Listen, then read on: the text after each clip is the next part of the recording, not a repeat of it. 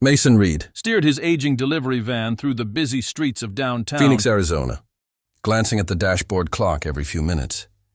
It was nearly 3, and he had one final delivery before ending another exhausting shift. as a single father raising his 7-year-old daughter Lily. Every dollar mattered during the week. He worked at a neighborhood warehouse, and on weekends he accepted delivery jobs to earn enough to cover rent, groceries, and Lily's asthma medication. Life had become a constant balancing act, but Mason refused to let his daughter feel the weight of their struggles. Earlier that morning, Lily had hugged him before school and reminded him to be careful on the road. She never complained about their small apartment or the old van that rattled every time it stopped at a traffic light. Instead, she believed her father could fix any problem. With enough determination, that belief gave Mason the strength to keep moving, even on days when everything seemed to go wrong. His phone buzzed with a notification confirming an urgent delivery to a prestigious corporate headquarters in downtown Phoenix. The dispatcher explained that the package contained confidential business documents and had to be delivered before the office closed. Because it was a rush assignment, Mason would receive $40 immediately after obtaining the required signature. It wasn't a large amount, but to Mason, it meant fresh groceries for the weekend and enough money to refill Lily's inhaler prescription. After fighting through afternoon traffic, Mason finally arrived at the towering glass office building. Employees in expensive business suits hurried through the lobby, while security guards carefully checked visitors. Mason carried the sealed envelope with both hands and followed the instructions exactly. After waiting several minutes, a department manager arrived, accepted the package, and quickly walked away without signing the delivery confirmation.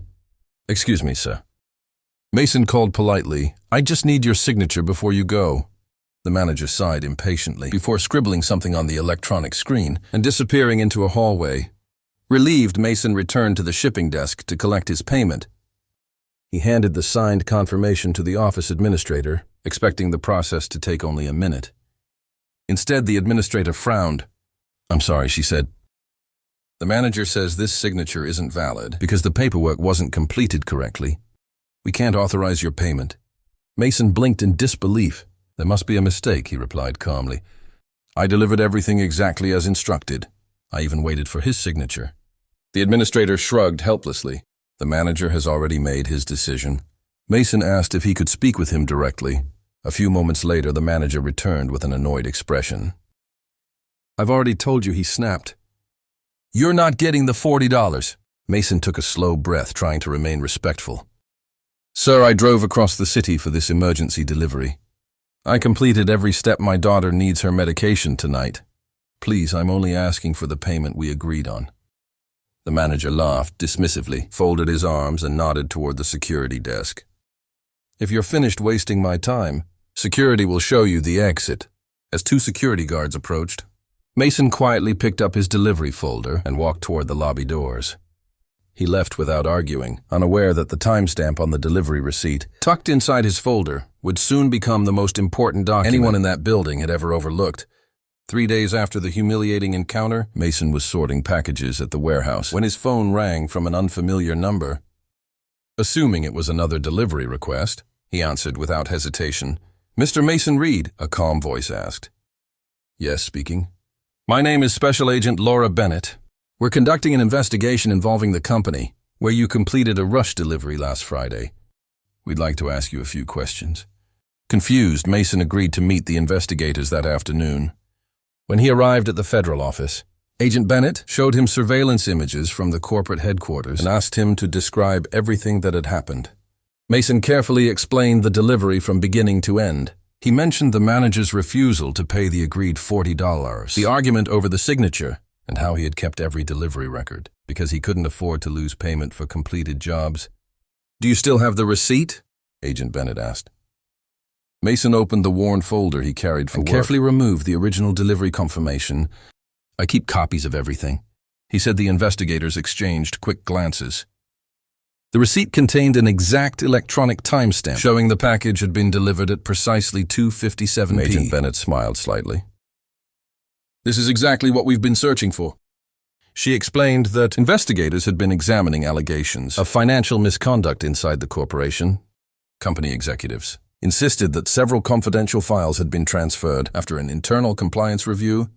However, surveillance footage suggested the documents had actually been removed and destroyed before auditors could examine them. Mason's receipt established the exact timeline. Combined with security camera recordings and employee access logs, it proved the executive's official statements were false. Within hours, investigators obtained additional search warrants. The following morning, news helicopters circled above the corporate headquarters as federal agents entered the building, carrying boxes of evidence. Television stations reported that several senior executives had been placed on administrative leave, while investigators searched company offices. Investors reacted immediately. The company's stock price plunged, major clients suspended, contracts and lawsuits from shareholders quickly followed. By the end of the week, legal settlements, regulatory penalties and canceled business agreements had cost the corporation more than $12 million. The department manager who had refused Mason's payment was terminated after internal investigators concluded he had knowingly blocked records connected to the delivery. Several days later, Mason received another unexpected phone call. This time it came from the company's newly appointed CEO. Mr. Reed, the CEO, said, "I owe you a sincere apology. You were treated unfairly by people who failed both our employees and our values." The CEO personally handed Mason a check covering his unpaid $40, along with compensation for the hardship he had endured. Then came an offer Mason never expected. We need honest people who protect the truth. "Even when no one is watching. I'd like to offer you a full-time position in our compliance and logistics department."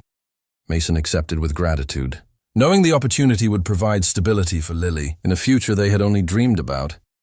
Driving home that evening, he stopped to buy groceries and picked up his daughter's asthma medication without worrying about the price.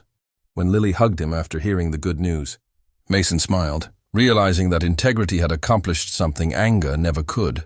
The $40 he had refused to stop fighting for had ultimately changed both his family's future and an entire company's course